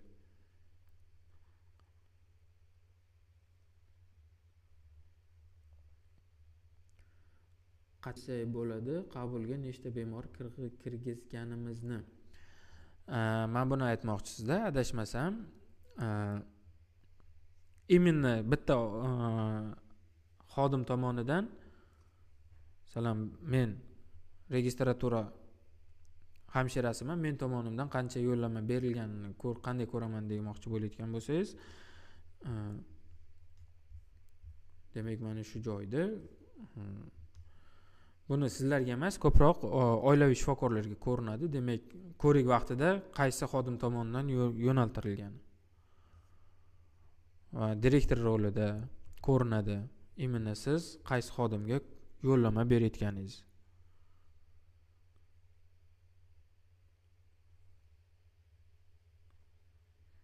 Statistika akkauntida direktor demak IT hamshirangizga yoki IT xodimingizga aytadigan bo'lsangiz, olib berishlari mumkin.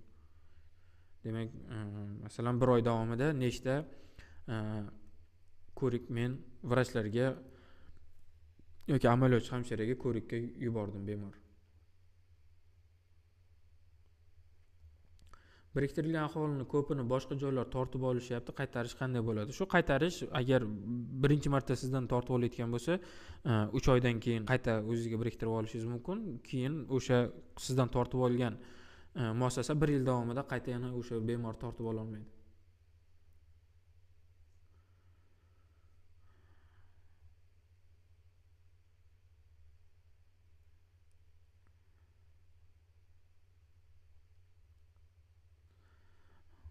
Qayta tortib olish olmaydi.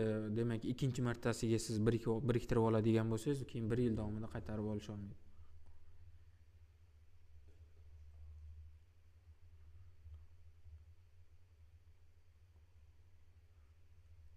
Qo'lda dimerni yuklash ilojisi yo'q. Oddiy telefon ishlatsa aholini qanday o'zimizga tortib olamiz? Telefoni yo'q bo'lsa, endi bilmadim qanchalik bu narsa to'g'ri. Masalan, o'zingiz telefoningizdan kirgizib o'tib ro'yxatdan birikishlari mumkin va siz bemorning akkauntidan chiqib ketishingiz kerak bo'ladi.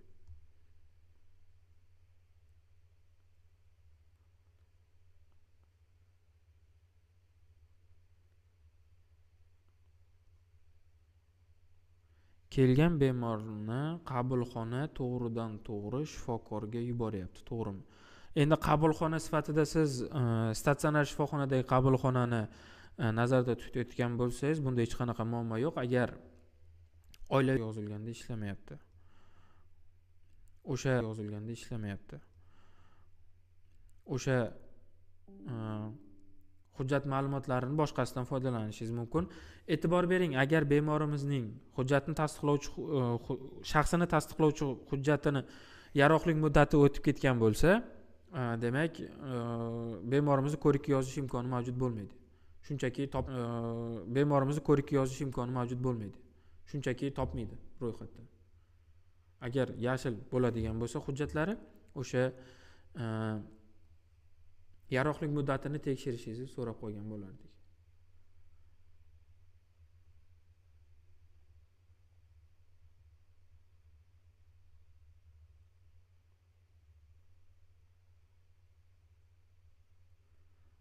Uzinfocomdan navbat olsa ro'yxatxonaga uchrashmaydimi? Har qanaqasiga agar siz oilaviy shifoxona bo'lsangiz, oilaviy shifoxonada, ya'ni oilaviy poliklinikada demak mobil ilova orqali ko'rikka yozilgan bo'lsa bemorimiz, faqat u yoqda oilaviy shifokori ko'rigiga yozish imkoni mavjud. O'shaning uchun demak baribir ro'yxatxonaga kelganda siz amaliyotchi hamshiraga yo'llanma berishingiz kerak bo'ladi, lekin shifokorga yo'llanma olmaydi. Shifokorga уже ro'yxatda navbatda turgan bo'ladi.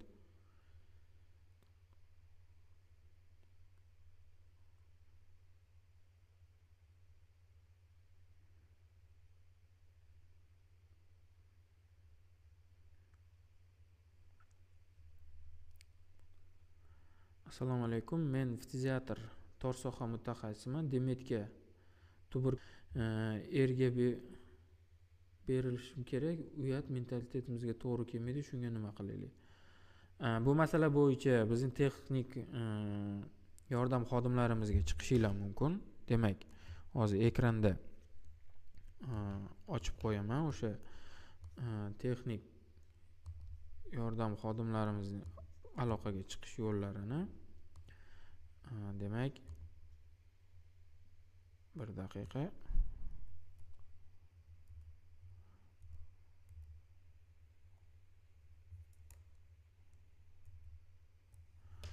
Mana shu demak 5000 raqamlari yoki bo'lmasam Demet CC pastga chiziqcha bot orqali murojaat qilishinglar mumkin.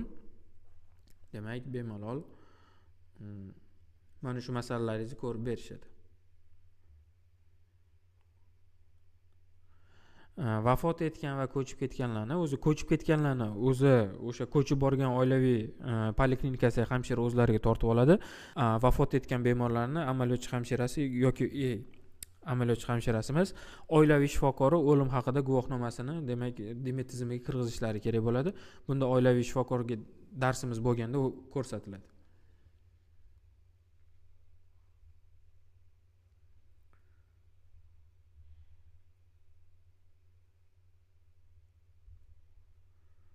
O'shanda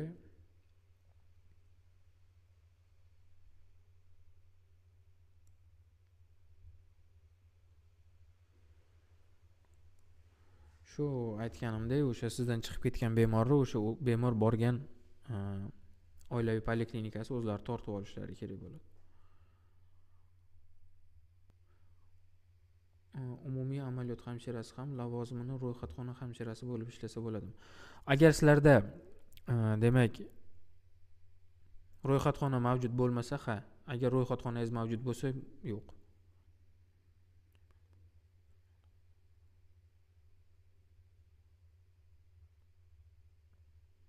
Demet bo'yicha aniq savollarimizga javob bera oladigan mutaxassislar bormi? Chatdami, yo'qmi? Mana shu Demet botimizga murojaat qiling, aniq savollaringizga javob beradi agar savolingizni to'g'ri bersangiz. Hech qanaqa shu vaqtgacha demak javoblar berishmagan. 5000 raqamiga call centerimizga telefon qilishingiz mumkin. U yoqda ham demak javob berishadi. Siz demak Demet xodimlariga emas, Sog'liqni saqlash vazirligiga berishingiz kerak bo'ladi. Demetda 15 minut deb ko'rsatilgan, lekin bemalol demak 35 minut ham ko'rish imkoni mavjud. Hech qanaqa bizda bu masala bo'yicha ограничениямiz yo'q.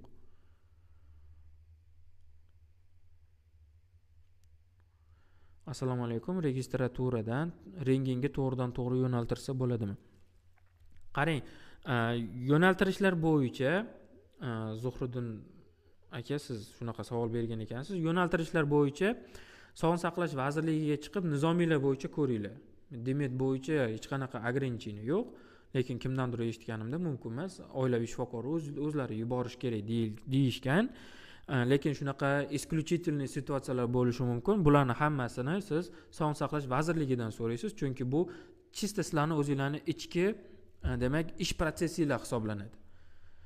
Demetda rentgenga qanaqa yo'naltirish ko'rsatib ber desangiz, men sizga ko'rsatib berishim mumkin, lekin yo'naltirsam bo'ladimi yo'qmi degan savol menga to'g'risi noto'g'ri bo'lib qoladi, chunki biz Demet tizimi xodimlarimiz, Sog'liqni saqlash vazirligi xodimi emas.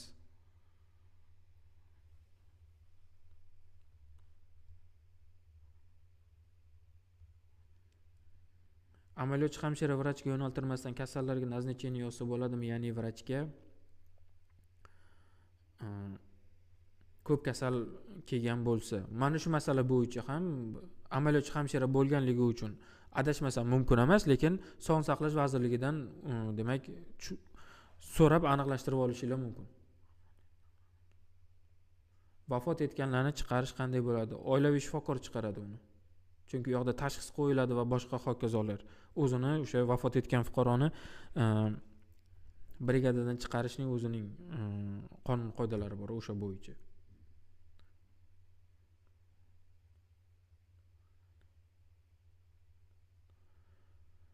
Biz tashxis qo'ysak, kasallarimizga e'tirozlar bo'lyapti, yuqumli kasalliklar. Shunga nima qilaylik? Madina opa qarang, agar shunaqa holatlar ko'p bo'layotgan bo'lsa, Sog'liqni saqlash vaziriga chiqingda, ayting, mana shunaqa bo'lyapti. Demak, bizda ko'p tashxis qo'yayotgan bo'lsak, bemorlarimizga SMS bo'lib tashxis qo'yganimiz boryapti. Shunaqa jalbalar ko'p bo'lyapti. Sog'liqni saqlash vazirligi bizga keyin chiqsalar, biz sizlarni kasalxonangizga izolyatsiya qilib berishimiz mumkin.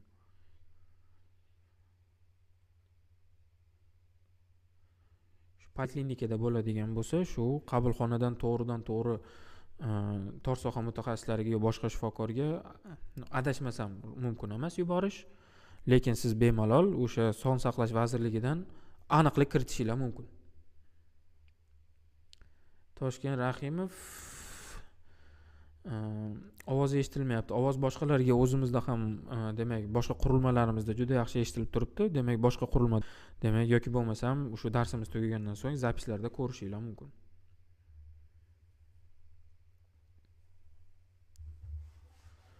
OSHPlardan statsionarga yo'llanmani qanday yo'naltiradi? Bizga kelgan yo'llanmalar pulli xizmatda ko'rinyapti. Tursunboy aka, bu masala bo'yicha o'z alohida darsimiz bo'ladi. Bugungi darsimiz faqat va faqat ro'yxatxona uchun. Lorga yuvishga kelsa ham xuddi shu demak protseduralar mavjud. O'sha protseduralar bo'yicha muolaja kursi, ya'ni davolash kursi yozilib 5 kun keladigan bo'lsa, o'sha 5 kun kirib chiqishlari mumkin.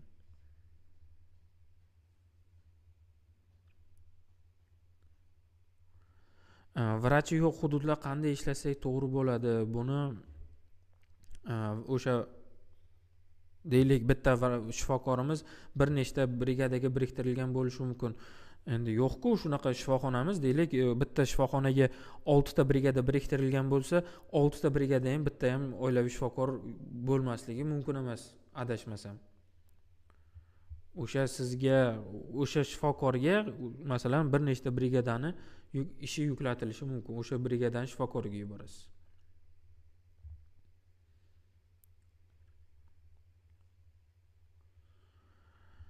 Demak, men shoshilinch bo'limda ishlayman. Bizda ro'yxatdan oldin birinchi yordam ko'rsatiladi. Shunda nima qilamiz? Xuddi shu aytganimdek, Irod opa, Ildor aka shoshilinch bo'limida ishlaganligingiz uchun demak bemorimizning ekstreniy pomoshi, ya'ni shoshilinch xizmati birinchi o'rinda hisoblanadi. Demak, birinchi o'rinda siz ekstreniy pomosh, ya'ni shoshilinch xizmatni ko'rsatib bo'lganingizdan so'ng bemalol bemorimiz bilan demak pasport ma'lumotlari orqali demak ro'yxatdan o'tkazib qilingan ishlarni ko'rsatishingiz mumkin.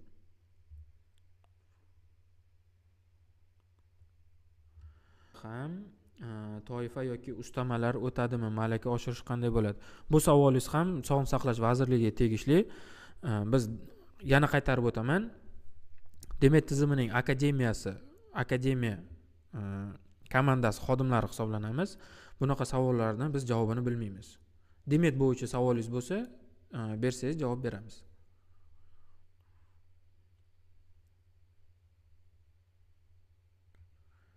Uzinfocomdan navbat.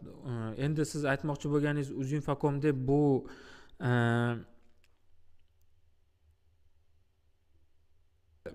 bemorlarimiz kelganida o'zlarini o'zlari navbatga yozilish uchun qo'yilgan info kioskni nazarda tutmoqdamisiz?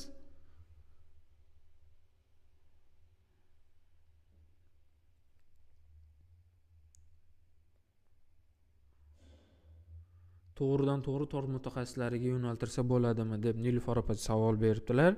Bu demak kimga qachon qanaqa qilib yo'naltirish bo'yicha siz bizdan emas, Sog'liqni saqlash vazirligidan so'rab bilib olinglar iltimos, chunki biz sizlarga mana shunaqa bo'ladi desak, ertaga noto'g'ri bo'lib qolsa biz aybdor bo'lib qolishimiz mumkin. Demet tizimi bo'yicha tor soha mutaxassisiga qanaqa qilib yo'naltiraman ko'rsatib bering desangiz ko'rsatib berishim mumkin. Lekin yo'naltirsangiz bo'ladimi, yo'naltirsangiz bo'lmaydimi, bunaqa savollarga biz javob berishga haqqimiz yo'q. Sog'liqni saqlash vazirligi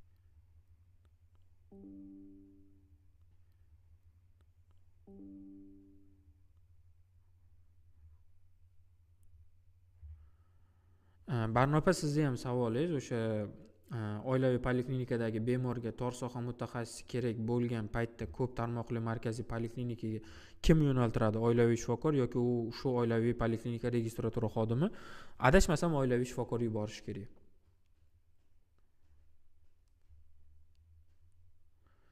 Agar tor soha mutaxassisiga yuborilgan bo'lsa, masalan, ko'p tarmoqli poliklinikaga ro'yxatxonadan o'tish kerak bo'lmaydi. O'sha shifokor o'zi avtomatik turgan bo'ladi.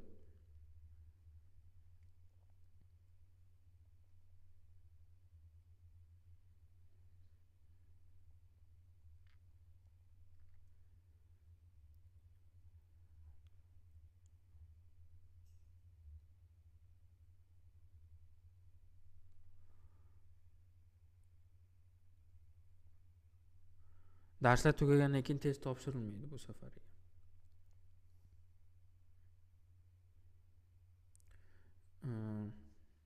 Demak, EKG va UZI jihozlarini set tochkada qanday qilib ulanish? Durdon opa, bu savolingizga men ham javobini bilmayman. Qanaqa qilib set va tochkalarga ulab ishlatishingizni, chunki bu apparatlar bilan ishlab ko'rmaganman.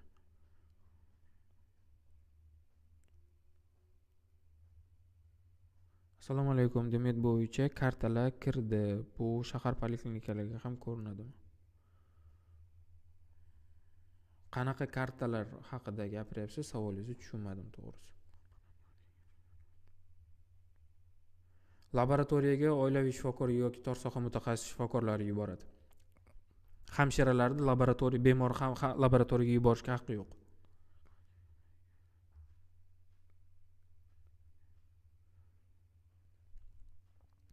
Bizda ekran ko'rinib turibdi. Demak, internetingiz tezligini tekshiring. Ro'yxatxona yo'q bo'lib ketmaydi.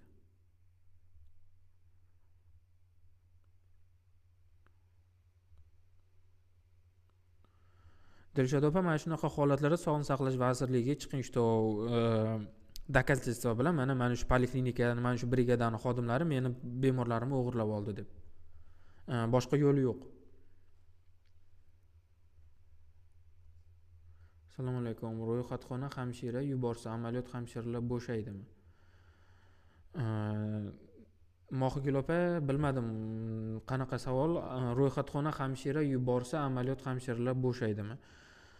Nimaga amaliyot hamshira bo'shashi kerak?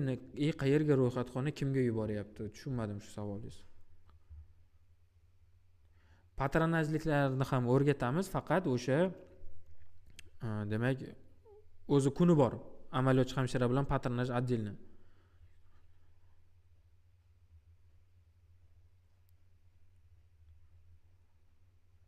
Registratura hamshirasi bo'lib ishlaymiz. Bizlar ham malaka oshira olamizmi? Yana qaytarib o'taman, hozirgi onlayn o'tirgan xodimlar, iltimoslardan mana shunaqa savollar registratura Demet tizimiga tegishli bo'lmagan savollarga men javob bera olmayman. Men bilmayman ularni. Demetda qanaqa bo'lishini so'rasanglar, bemalol javob berishim mumkin. Malaka oshira olamizmi deb savol beribsiz. Nima, qayerda, qanaqa malaka oshirish? Bularni hammasini siz Sog'liqni saqlash vazirligidan so'rashingiz kerak.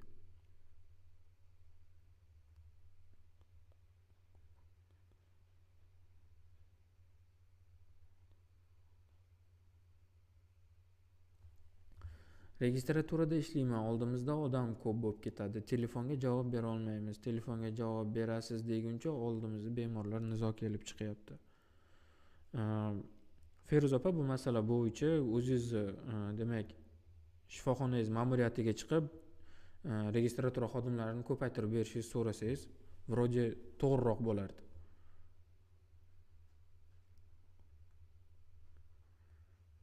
Vrachlarimiz uydagi ko'rikni amaliyotchi orqali ko'rik yaratib yo'naltiradimi yoki registratura orqali? Amaliyotchi orqali yaratsalar ham bo'ladi. Savol beribsiz. Dars bo'ladi buxgalteriya uchun ham. Dars bo'ladi, aniq.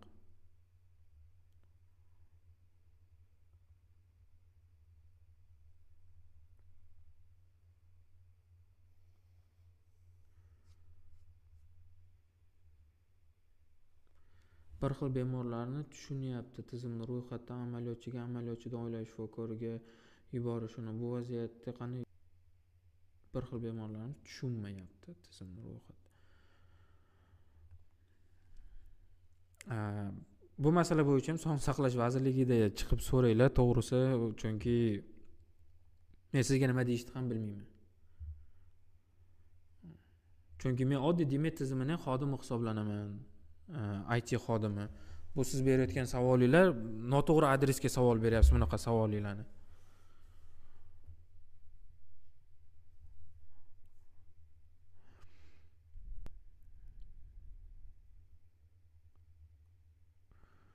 Muolaja hamshiralari uchun alohida dars bo'ladi. O'shanda ko'rsatib beramiz.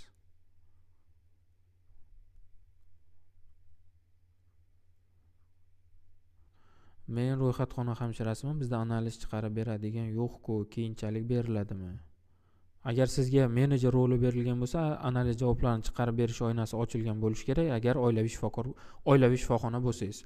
Ya'ni bepul xizmatlar ko'rsatiladigan bo'lsa, pulli xizmat ko'rsatiladigan kasalxona bo'lsangiz yo'q. Hujjati yo'q bemorlarni kiritishni qayta tushuntirib bersangiz debdi. Zapisda qayta ko'rib olsangiz bo'ladi. Demet platformaga taklif va o'zgarishlarni sizga taklif qilsak bo'ladi. Mana shu qo'llab-quvvatlash xizmatiga yoki 5000 telefoniga telefon qilib bemalol taklifinglarni bildirishinglar mumkin. Bu yozib olinadi va kerakli odamlarga yetkaziladi.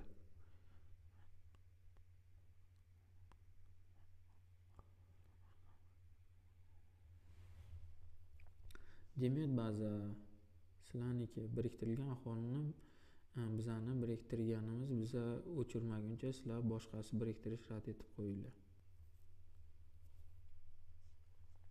Dilshod opa, bu masala bo'yicha ham men biror narsa deya olmayman.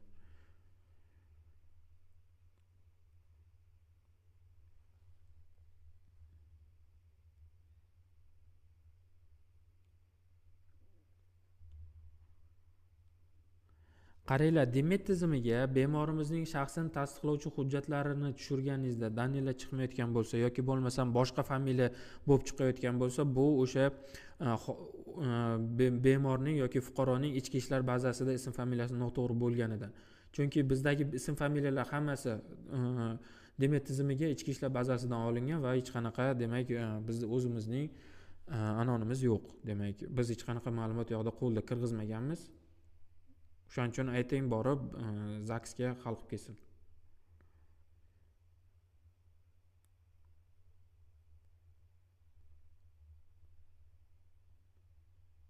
Zapis dorixona va bo'limlar orasida dorixona uchun отдельный dars bo'ladi, o'shanda ko'rsatamiz. 05902 jurnali yozilgan yoki yozilmaganligi bilinmayapti. Jurnal bo'limida ham yo'q. So'ng 058 jurnali ham ses xodimi borgani haqida ma'lumot yo'q. Bu o'sha kerakli xodimlar darslik jarayonida ko'rsatib o'tamiz buni.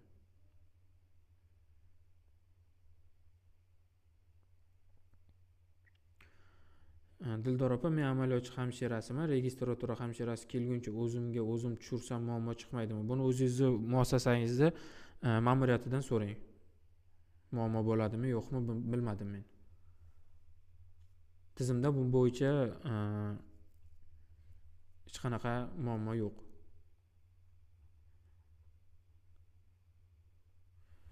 Hozirda registraturadan bemor suratini yangilay olinmayapti. Qachon ishga tushadi? Yaqin kunlarda agar haqiqatan ham ishlamayotgan bo'lsa yoki bo'lmasam internetingizni tekshirib ko'ring, вроде hech qanaqa ограничениялар yo'q edi.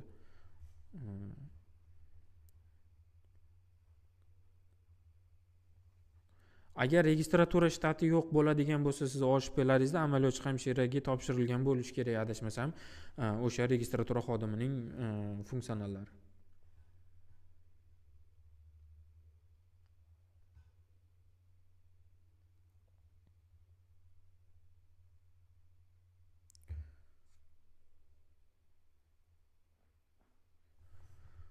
To'g'ri familiya, to'g'ri seriya, metrika bilan hamjishir yo'q. Metrika egasini topa olmayapmiz. Qonunni doktor qabuliga kirgiza olmayapmiz. O'shanaqa topolmayotgan xodimlar, topolmayotgan bemorlarni mana shu Demet botimizga yoki 5000 raqamiga telefon qilib, demak, ma'lumotlarini bersangiz yordam berib yuborishadi.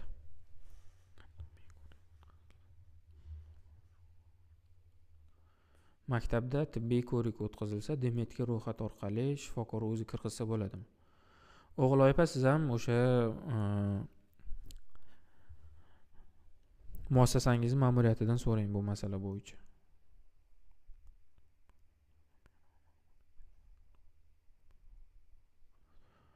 Assalomu alaykum, men registraturachiman.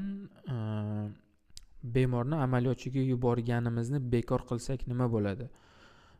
Qayimjon aka, bekor qilsangiz, bekor qilish sababini to'g'ri ko'rsatsangiz hech narsa bo'lmaydi. Bekor bo'ladi o'sha yuborgan yo'llanmangiz.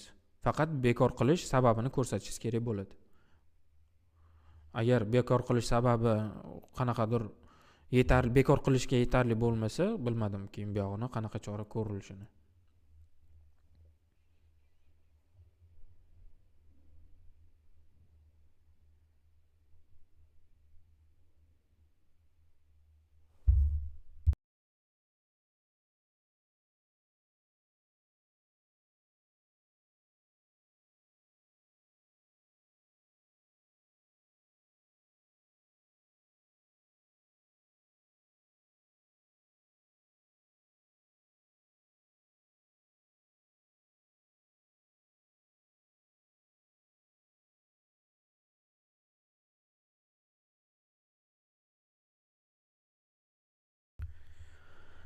Demak, boshqa hech kimda savol bo'lmasa, bugungi darsimizni tugatamiz. Darsimiz mana shu kanalimizda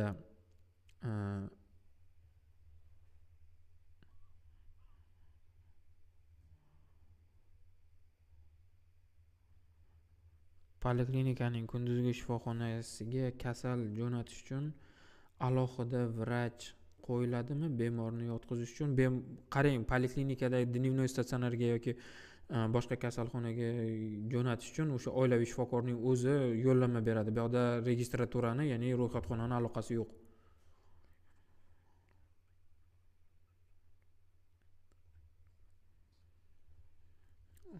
Assalomu alaykum. Bizning o'zimizni ahvolimizni biriktirsak, boshqa joydan chiqib o'zimizga qanday biriktirsak bo'ladi? Registraturaga tegishli bo'lgan savol beringlar, javob beraman.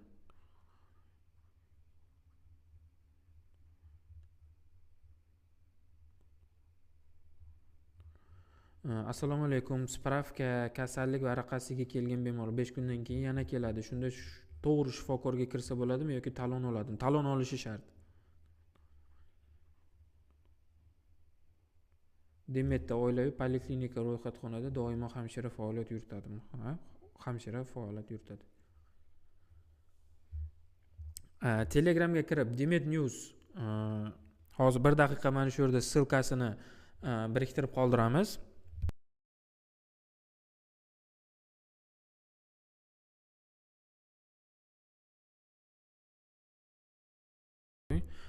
Hozirgi chatimizda Demet News degan kanalni tashlaymiz. O'sha yerda demak qachon, qaysi kuni, soat nechida kimlarga, qanaqa xodimlarga dars bo'lishi grafigi bor. O'sha yerdan foydalanishingiz mumkin.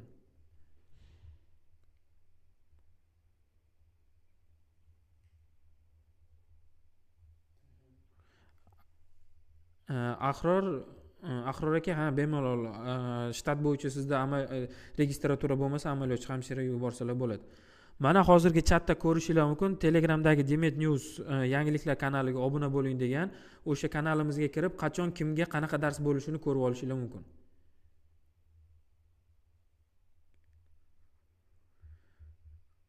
Registratsiyada kiritilishini ko'rsatib bera olasizmi?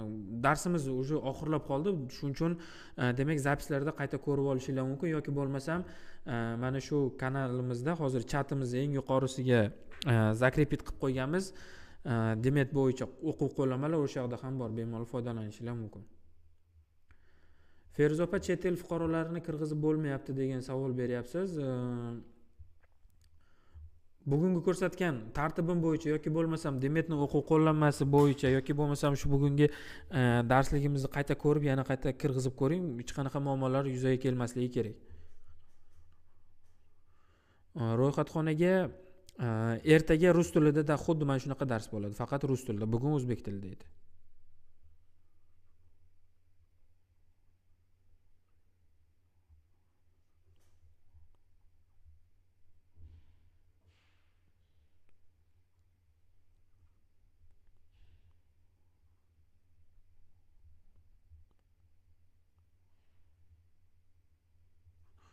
Assalomu alaykum. Registraturada hamshira ish faoliyati davom etadimi? Agar kartalar onlayn tarzda bo'lsa, bizni eshitishimiz bo'yicha registratura hamshira faoliyatini to'xtatadi deyishdi. Sog'liqni saqlash vazirligidan so'rab ko'ring, Nilufar opa, bilmadim men.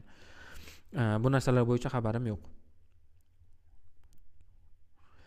Assalomu alaykum. Oilaviy poliklinikaga vafot etgan bemorni qabulxonaga pasport ma'lumoti tushiriladimi? Ma'lumotnoma olish uchun o'sha yaqin qarindoshi kelib, o'zlari shifokorga yozib, o'zlari borib oladilar. O'lgan odamni qanaqa qilib yozuv ko'rik yozamiz.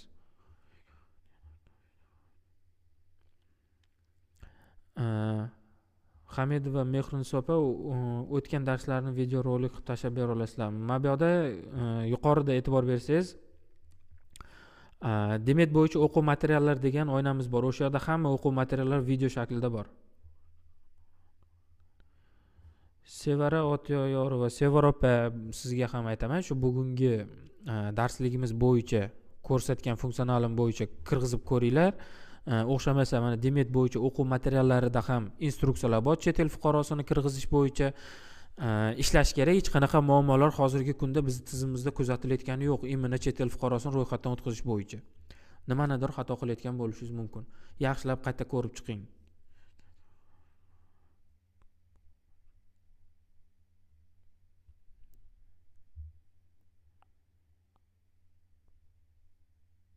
Bizning hududdagi aholini ijtimoiy tuman tortib olgan. Shuni qanday qilib qaytarib olsak bo'ladi? Bilmadim qanaqa qilib qaytarib olasiz. U Sog'liqni saqlash vazirligiga chiqing. Bunaqa savollarga men javob bera olmayman.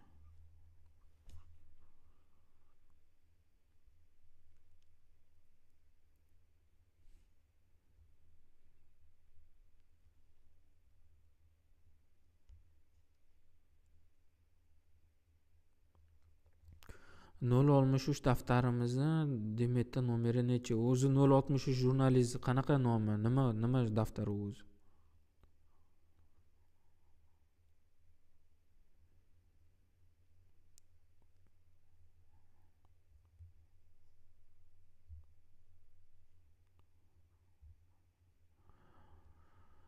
Oila shifokori Gulchehra opa, oilaviy shifokor uchun bo'lgan darsimizda bersangiz, savolingizni ko'rsatib beraman. Hozir registratura haqida ketyapti darsimiz. Sizdan tortib olingan bemorni qaytarib olishning bitta yo'li, agar birinchi marta sizdan tortib olayotgan bo'lsa, 3 oydan keyin o'zingizga qaytarib tortib olishingiz mumkin. Shundan keyin 1 yil davomida ular sizdan qaytib tortib ola olmaydi. Agar ular ikkinchi marta sizdan tortib olayotgan bo'lsa, siz 1 yil davomida uni qaytarib tortib ola olmaysiz. Sog'liqni saqlash vazirligiga chiqing. Mana o'g'irladi bemorimni deb. Boshqa ma'lumot bilmayman qanaqa qilib tortib olishdi. Kelgan bemorlarni registratsiya qilish daftari shu 023 yo 024 ida direktor akkauntida ko'rinadi, bemalol o'sha IT xodimingizdan so'rasangiz hammasini ko'rsatib beradi. Bor yoki 063 da o'zi ham bormidi? Hozir ko'raman, 1 daqiqa. Hozir 1 daqiqa ko'ramiz. 063 bormidi, yo'qmidi?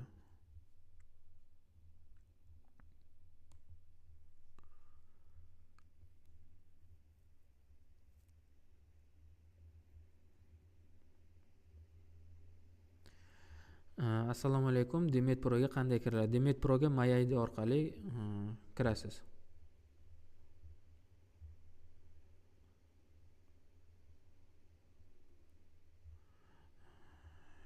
Ekranda hamma narsa ko'rsatib turibdi. Bizning boshqa qurilmalarimizda tekshirib o'tiribmiz. Sizda qanaqadir internetingizda uzilishlar bo'layotgan bo'lishi mumkin.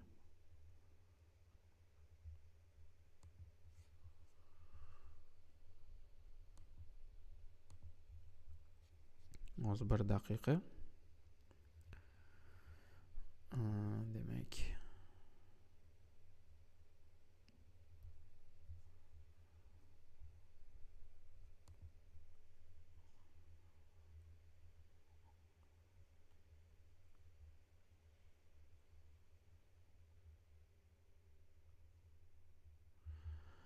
kstati Sardor aka to'g'ri aytib o'tishdilar. O'sha bemorning o'zidan telefonlaridan foydalangan holda bemalol demak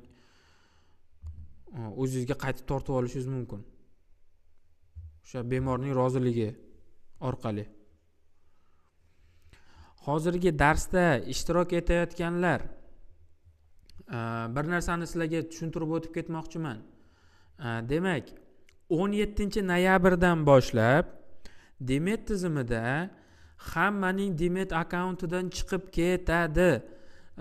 One ID akkauntinglarni tayyorlab turinglar. Demak, 17-noyabr kuni ishga kelganinglarda Demet tizimida demak kirish oynasiga chiqib turgan bo'ladi. Kirish oynasidan One IDdagi login parollarni terib, qaytadan ro'yxatdan o'tib kirishinglar kerak. Bu degani sizlarga yangi akkaunt ochiladi degani emas, hamma shuncha qilgan ishim o'chib ketadi degani emas. Hammasi joyida turadi. Shunchaki Demetdan ro'yxatdan o'tish, ya'ni o'sha Demetga kirish funksionali One ID ga ko'chirilayotganligi sababli 17-noyabrda hammadan chiqib ketadi akkauntlaridan. Qaytadan prosta login parollarni terib kirasizlar. Faqat One IDdagi login parollarni terib kirishinglar kerak bo'ladi.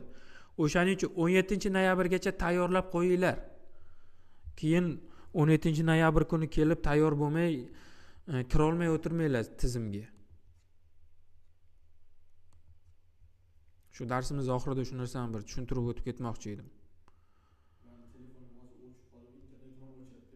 Yo'q, bo'ldi. Bo'ldi, hozir mana oxiri. Demak,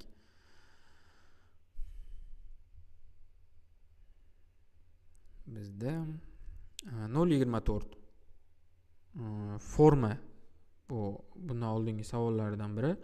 024 formamiz o'sha kunlik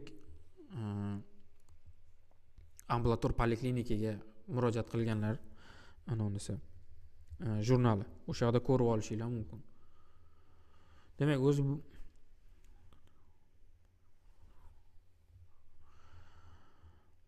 bemorda oddiy telefon bo'lsa, o'zimizning telefonimizda aholini biriktirsak bo'ladimi? So'rab ko'ringlar aholini o'zidan. Bilmadim, rozi bo'lsalar, пожалуйста. Demak, bugungi darsimiz tugadi. Hammaga sog'lik, omonlik. Ertangi kuni, ertaga One ID ga qanday kiramiz deb savol beribsiz. O'sha Demetda ko'rib tursangiz, sog'liq yozuv bilan xabar kelib turibdi. O'sha yerda batafsil degan knopkani bossangiz, polni instruksiya bor. Demak, One ID ga qanday kirish, qanaqa ro'yxatdan o'tish, qanaqa hammasi bo'yicha.